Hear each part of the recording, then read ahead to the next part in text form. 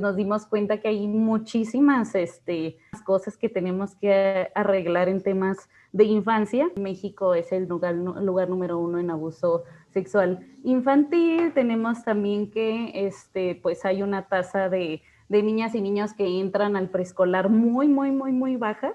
Tampoco se trata de que llegue alguien y te diga, esta es la receta de cómo vas a solucionar tu existencia. No, porque realmente la respuesta de cómo podemos generar un cambio en nuestra comunidad lo tiene la misma comunidad. Solamente falta alguien que desempolve ahí un poco la conversación y diga, vamos a juntarnos para hablar un poco sobre qué problemáticas tenemos y cómo podemos solucionarlas.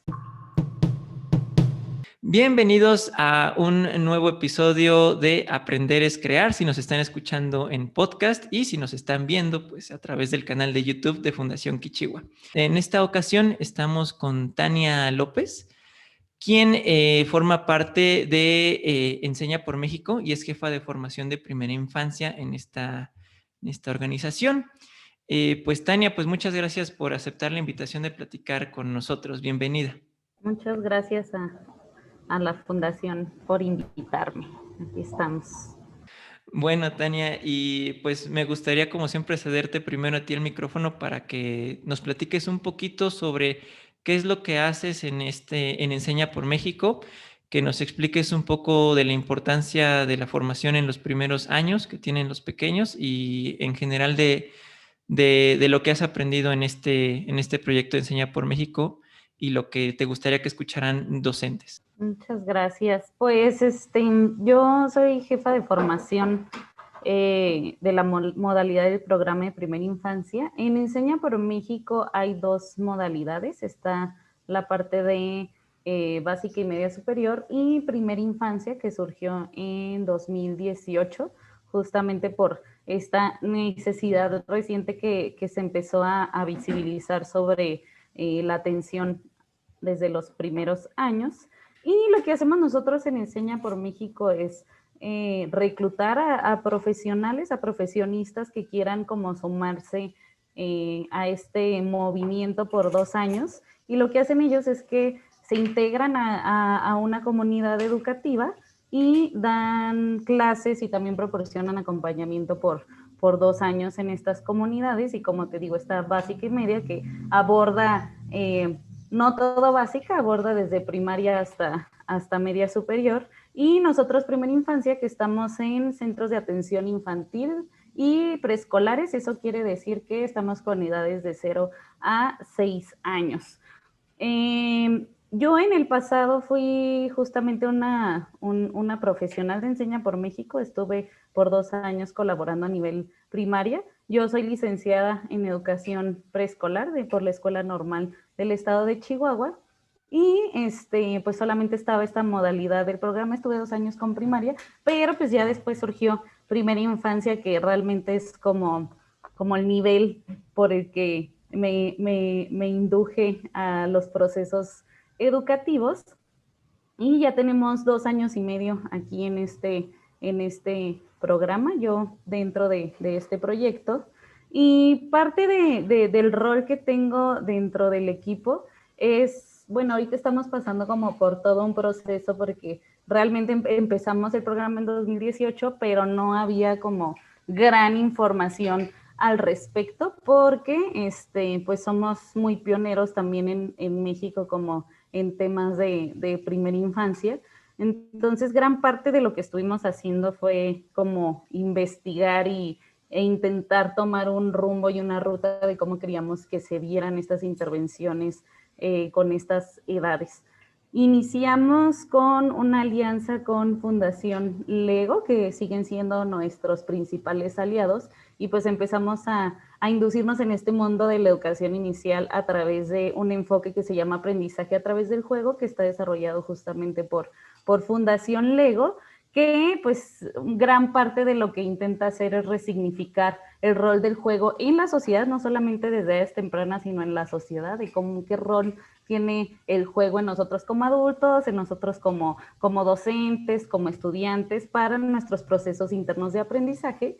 Y pues de ahí partió todo. Ya después, cuando nos fuimos profundizando más en este enfoque, pues nos dimos cuenta que hay muchísimas muchísimas cosas que tenemos que arreglar en temas de infancia, y pues fuimos descubriendo que en México pues tenemos problemas gravísimos en temas de educación inicial y también en temas de infancia en general de 0 a 6 años. En temas de infancia hasta los 17, pero principalmente en estas edades porque pues son las más invisibilizadas justo por la edad que tienen. ¿Por qué? Porque son niñas y niños que no saben ni hablar, ¿no? Entonces somos nosotros los adultos los que damos esos voz a las niñas y los niños y pues no siempre somos como lo suficientemente responsables para proporcionarles esta voz a estas niñas y niños. Investigando un poco sobre estos temas que después te digo nos preocuparon y pues sí, también nos incitaron a hacer algo al respecto, es que pues para empezar en México se invierte muy poco, se invierte el 0.6% del PIB anual, o sea, eso es casi nada en temas de educación inicial y primera infancia. Y pues tenemos también, hay algunos datos que dicen que México es el lugar número 1 en abuso sexual infantil. Tenemos también que pues hay una tasa de niñas y niños que entran al preescolar muy baja, y pues se está dando prioridad ya a que entren hasta tercero de preescolar o en primaria, y pues también nos encontramos con datos que dice que 6 de cada 10 niños y niñas en México sufren algún tipo de maltrato infantil, y eso puede ser psicológico, físico o de cualquier otro tipo. Y pues dijimos, no puede ser, está súper preocupante esto ya cuando nos empezamos a meter más en ello, sobre todo porque es un tema nuevo y justamente se ha estado hablando de cómo, bueno, sí, las neurociencias y investigaciones recientes nos han demostrado que los primeros 6 años de la vida de los seres humanos son fundamentales para que se puedan desarrollar las bases neuronales del cerebro para que después se puedan ir construyendo como conexiones y también habilidades más complejas. Pero si estos primeros 6 años no se atienden y se dejan, pues tenemos problemas en el futuro como de depresión, tenemos problemas sociales, tenemos problemas incluso económicos, ¿no? Podemos, por todos estos problemas que causa que pues si no hayamos desarrollado bien las bases de nuestro cerebro, y se ve reflejado en la deserción escolar, se ve reflejado en la violencia, en la salud, en todos esos aspectos de la vida adulta. Y pues si no atendemos eso ahora, es más un tema preventivo y nos cuesta también, como México y como muchas sociedades en general, tirarle más a algo preventivo, porque todavía no nos enfrentamos con el problema, ¿no? Estamos más acostumbrados a estar tapando baches en el futuro que a justamente invertir en prevención, pero justo sí, o sea, si ahorita estamos así con esos números, cuando esos niños sean adultos, pues nos vamos a enfrentar a problemas que van a ser insostenibles económicamente y socialmente.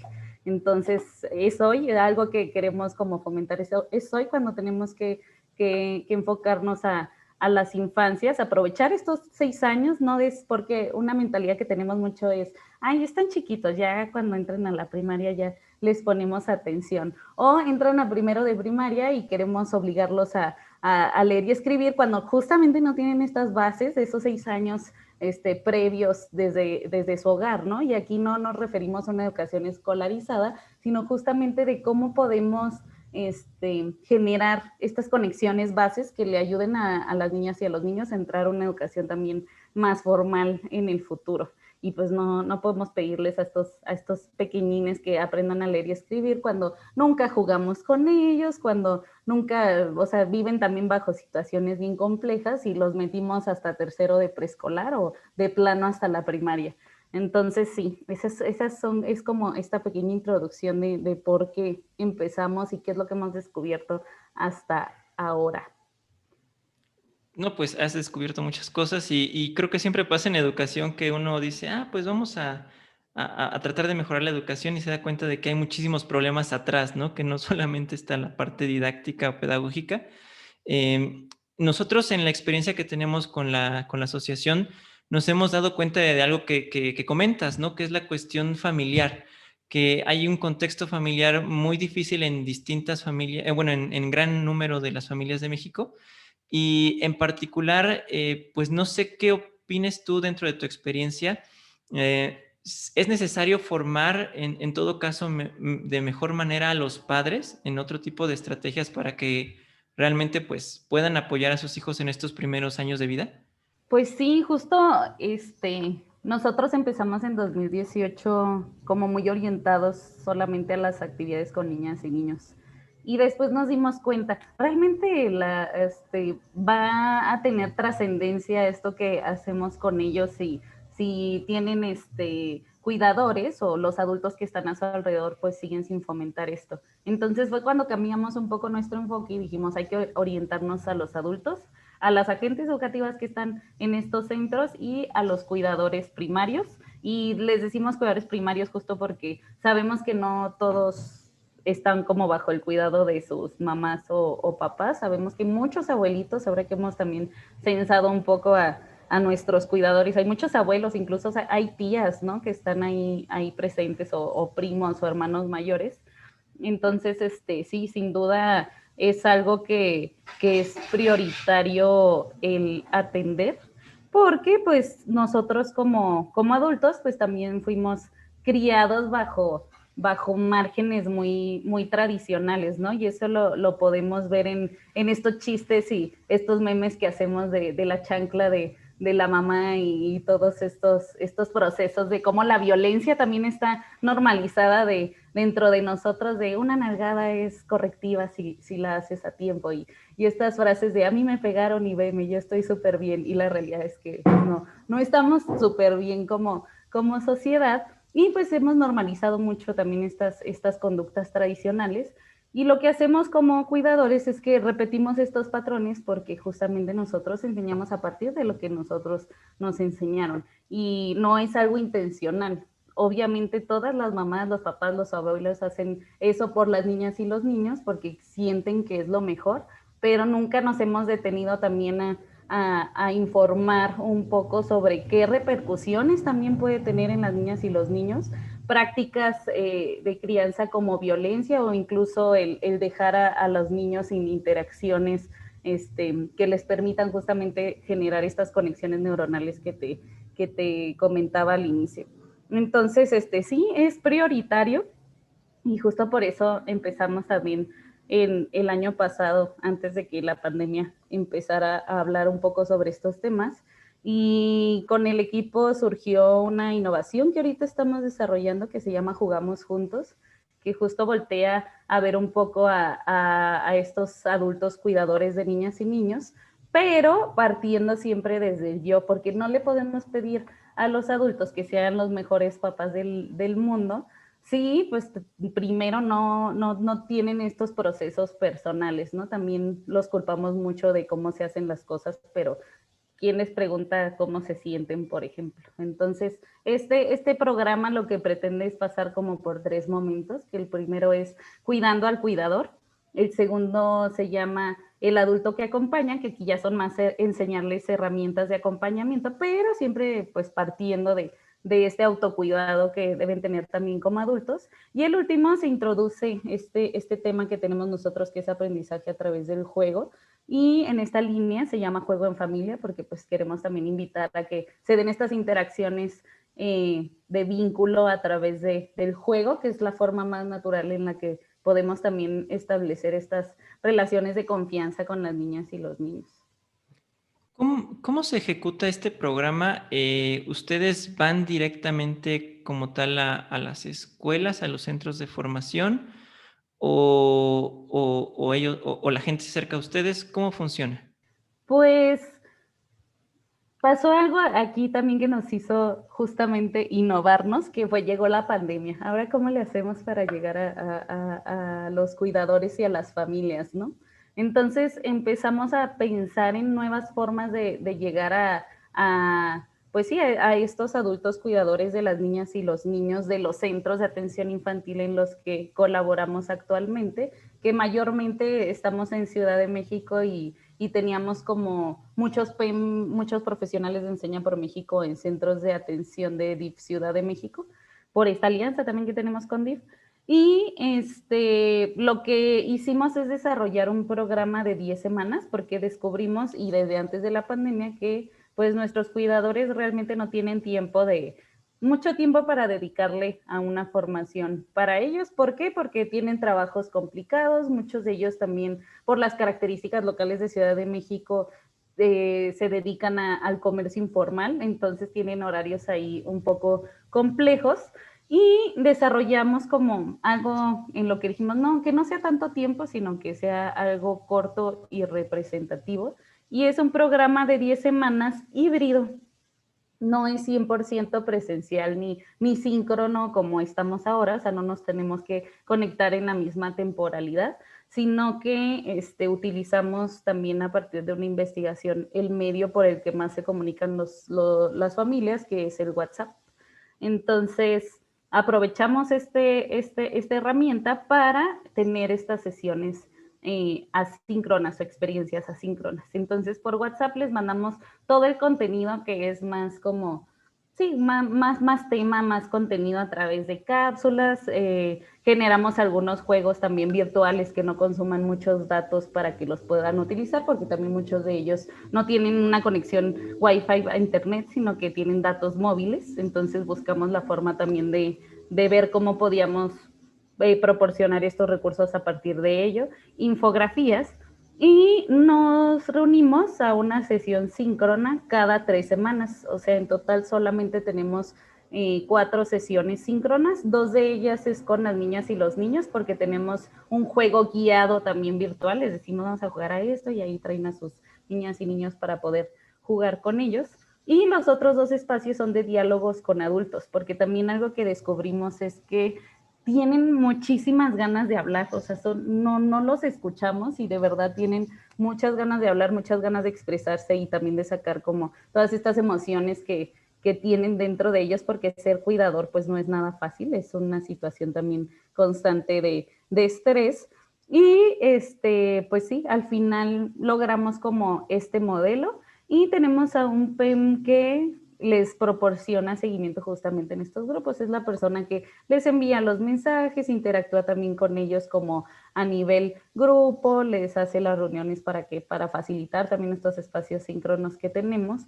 Y pues hasta el momento hemos recibido una buena respuesta. Ahorita estamos en nuestro segundo estudio de factibilidad de esta intervención y justo terminamos a finales de mayo y vamos a volver a generar una evaluación para ver cómo nos fue con esta adaptación de las herramientas y ya finalmente el próximo semestre enfocarnos a evaluar más la parte del impacto en estos adultos, pero sí, hasta el momento creo que sí hemos notado algunos cambios en estos grupos. Justamente es lo que te iba a preguntar, ¿cómo van midiendo el progreso o el impacto que están teniendo en estas familias? Pues generamos todo un plan de evaluación para este estudio de factibilidad y va muy orientado también principalmente a conocer cómo es la población con la que estamos trabajando para identificar también estos moderadores y ver a qué tipo de público, a qué tipo de cuidadores les funcionan más estas herramientas y a qué tipos de cuidadores probablemente no les funcionan tanto. ¿Para qué? Para ver cuál es nuestra meta y también qué ajustes tenemos que hacer para llegar a estas personas a las que queremos llegar, que son los cuidadores de nuestras escuelas. Y tenemos aquí varios escenarios porque tenemos grupos en Ciudad de México, tenemos grupos en Chihuahua, tenemos grupos en el Estado de México y en Saltillo. Entonces eso también nos va a hacer como ver estas diferencias de a quién puede funcionar más esta intervención. Y esto se hace a través de estas observaciones. También tenemos como nuestro grupo evaluador que entra a estas sesiones para ver cómo interactúan las personas dentro de los espacios y se hacen también un focus group al final con los cuidadores para que nos cuenten un poco sobre cómo fue su experiencia. Se evalúa también si hay deserción de las personas que inicialmente empezaron y después salieron. También ahí podemos ver un poco si es de su interés, si está funcionando, si es relevante o no es relevante. Y pues esta información que se lanza en los WhatsApps y en las sesiones síncronas. Hace un par de semanas entré a una sesión que era justamente diálogo entre adultos y en ella se hablaba sobre las emociones, de cómo identificas tu emoción, en dónde la sientes y qué genera en ti, o sea, interpretar también un poco esa emoción. Y me tocó ver a una cuidadora que decía, es que yo cuando me estreso me empieza a dar gastritis y me duele mucho el estómago, y apenas me di cuenta de que eso me pasaba cuando me siento de esa forma.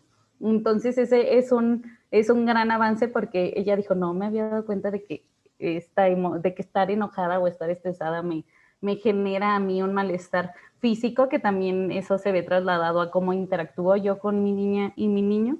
Y pues esas son como estos grandes descubrimientos que hemos visto, de que sí han empezado a utilizar estas herramientas y les ha apoyado justamente a identificar cómo se sienten, cómo esto afecta en su relación con los otros, cómo esto afecta en su relación con las niñas y los niños.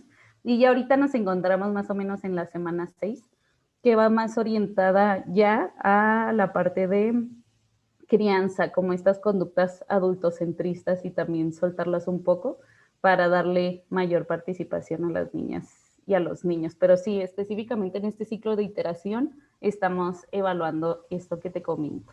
Hace rato comentaste, pues, que sí, realmente se invierte poco en educación en nuestro país, ¿no?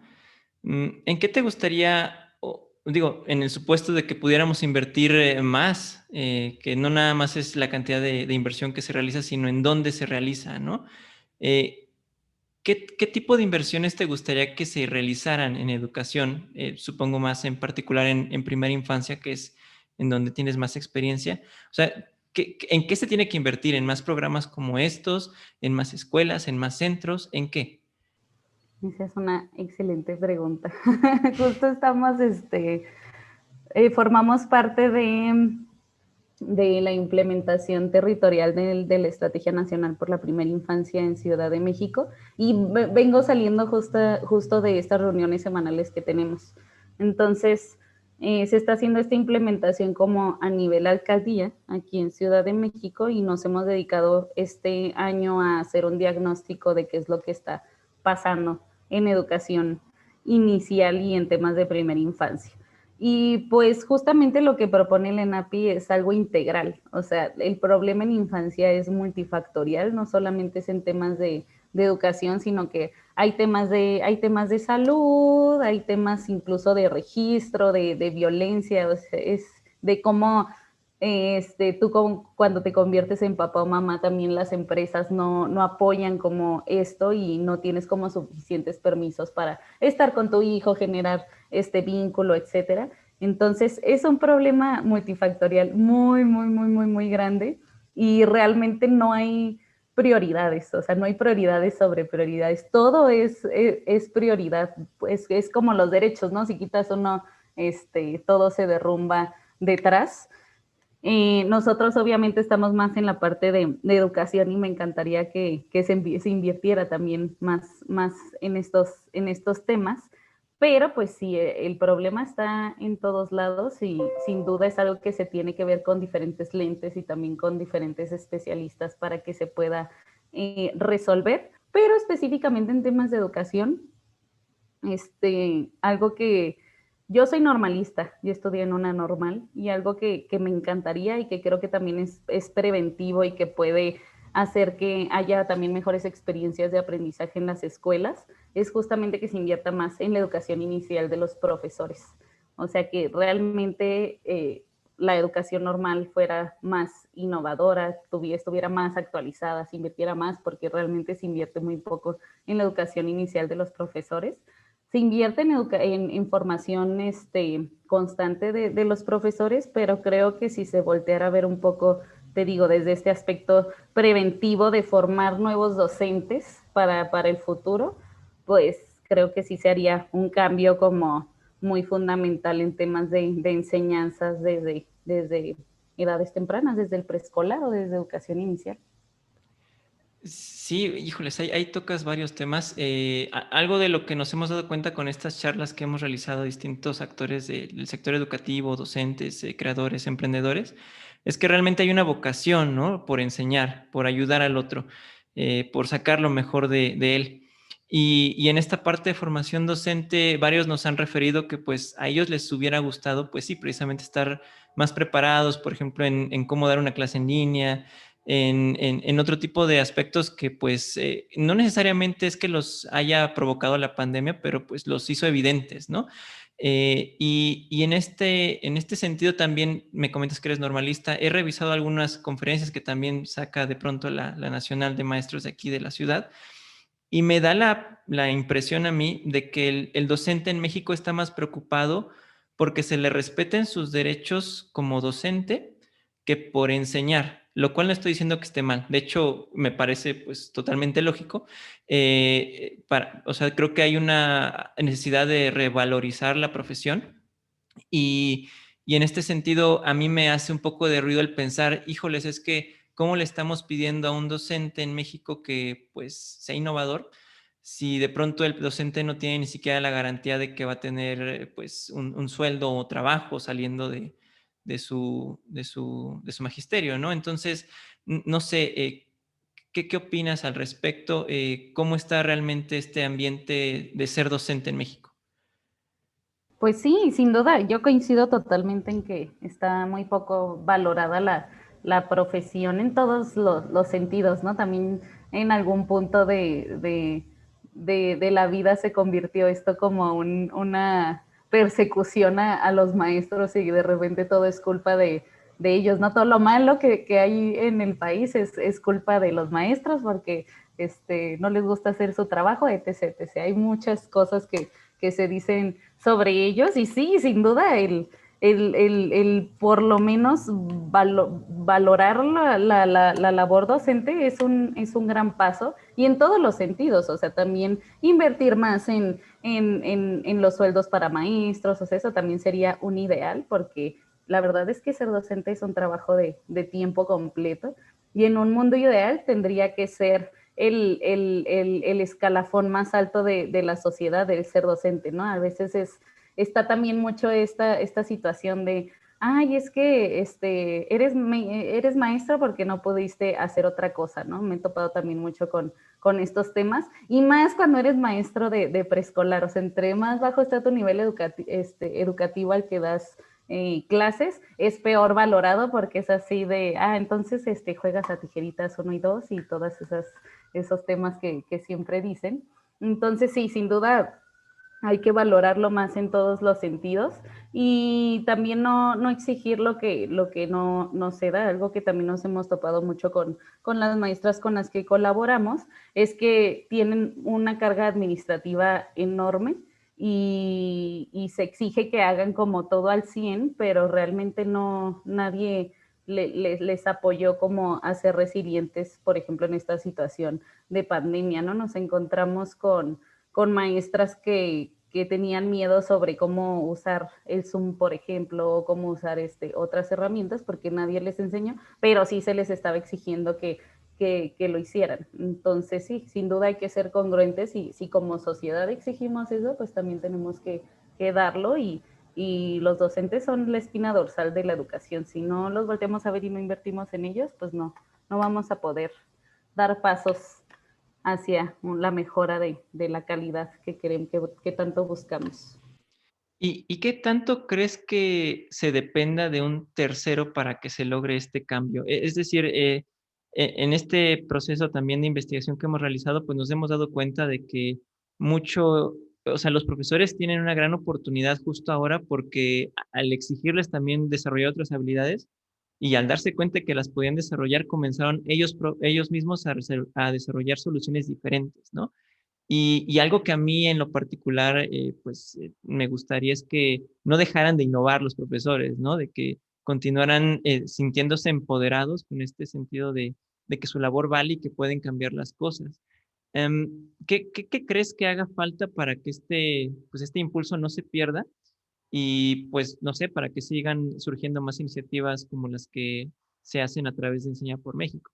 Pues justo nosotros investigamos mucho sobre estas teorías del cambio, cómo se genera un cambio a nivel sistémico y algo que charlábamos también hace poco que según estas investigaciones nos marcan, es que sí se requiere una persona que empiece a liderar estos cambios, porque cuando tú estás muy inmerso en estos lugares o estos espacios, justamente dejas de visualizar estas posibilidades que te puede ofrecer el entorno. Digo, ahora fue como una posibilidad forzosa porque el mundo cambió para todos, pero te digo, muchas veces estás inmerso en estos procesos que no lo ves y sí necesitas como un lente externo que venga y te impulse o te haga ver como estas situaciones o estas problemáticas con otras gafas para que puedas justamente tú también desarrollar tu liderazgo y desarrollar el liderazgo en los otros y así se va haciendo como una cadenita dentro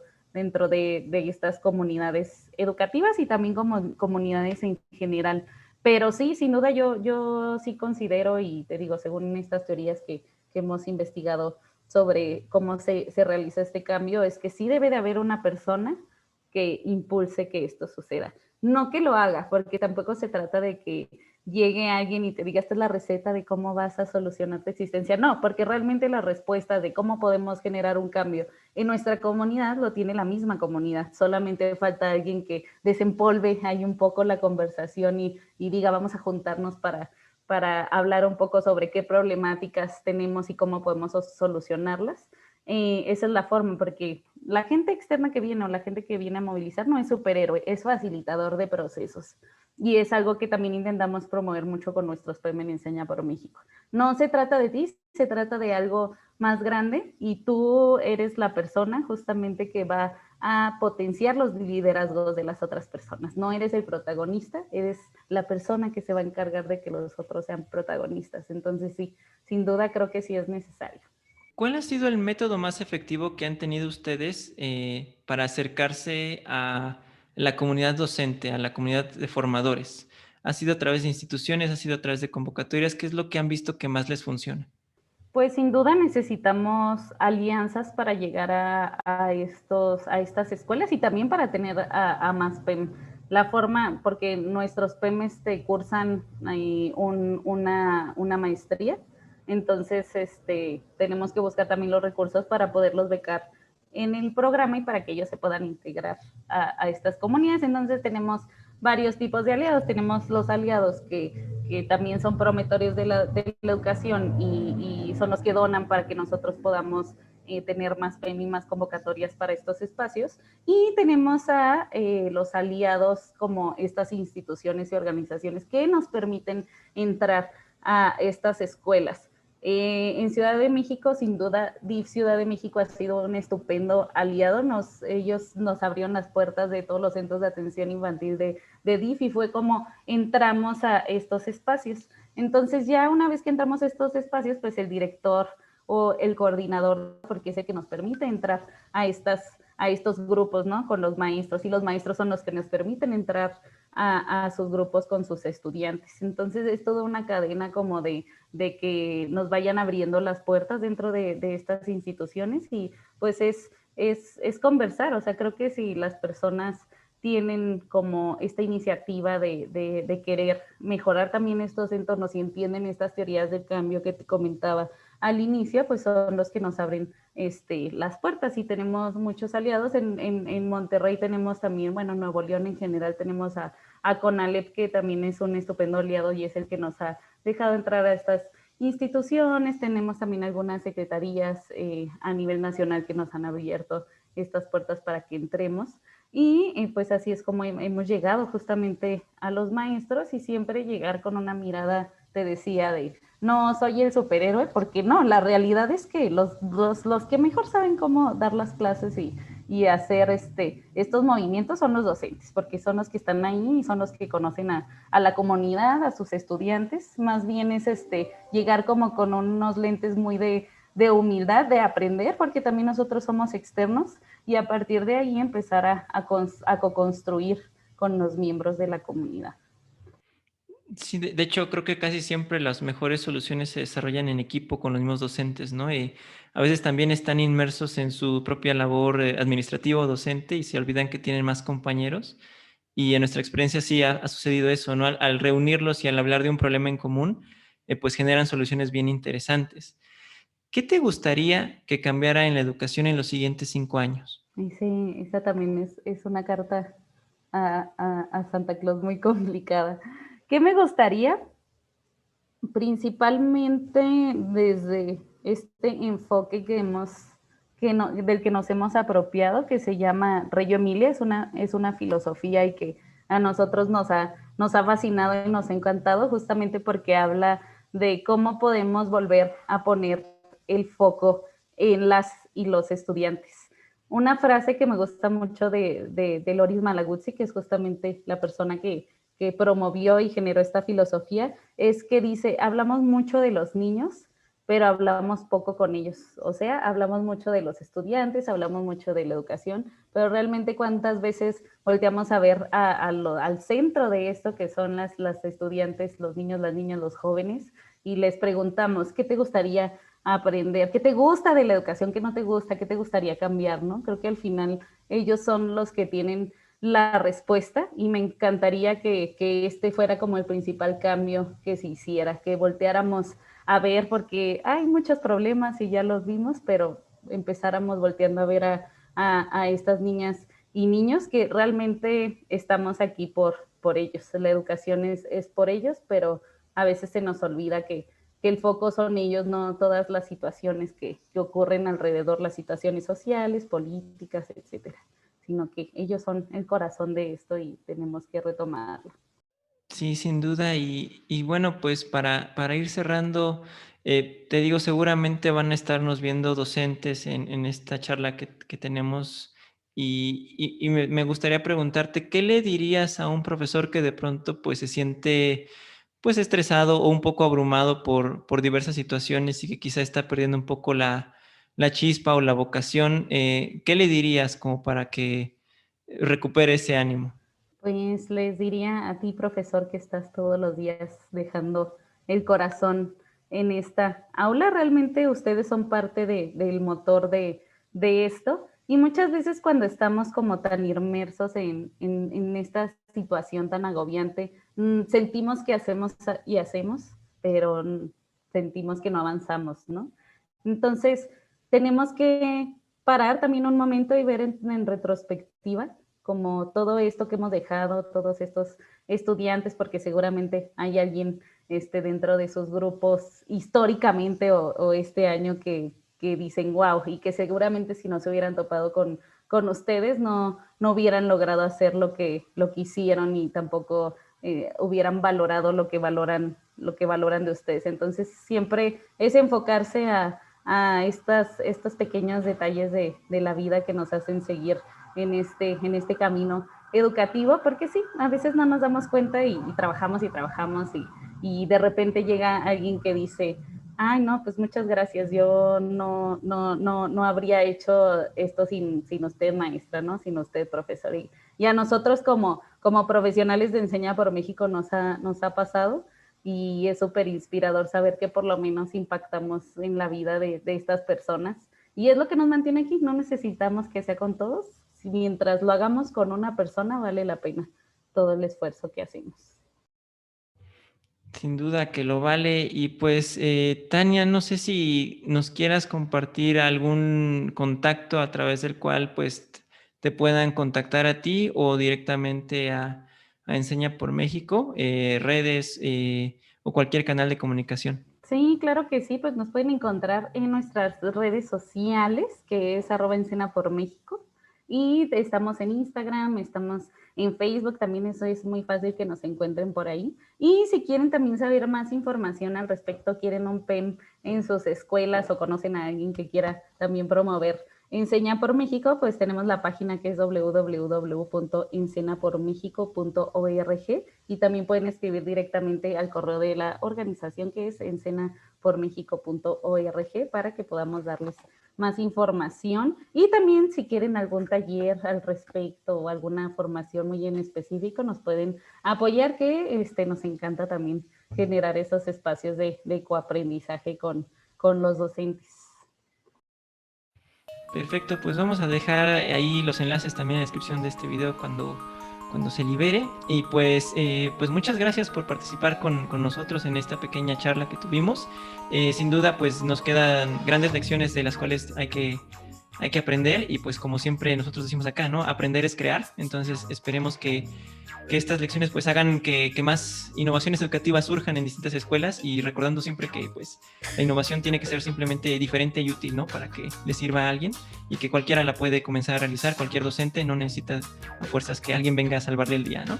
Entonces, muchas gracias, Tania, y pues eso es todo por ahora. Nos vemos en la próxima. Muchas gracias.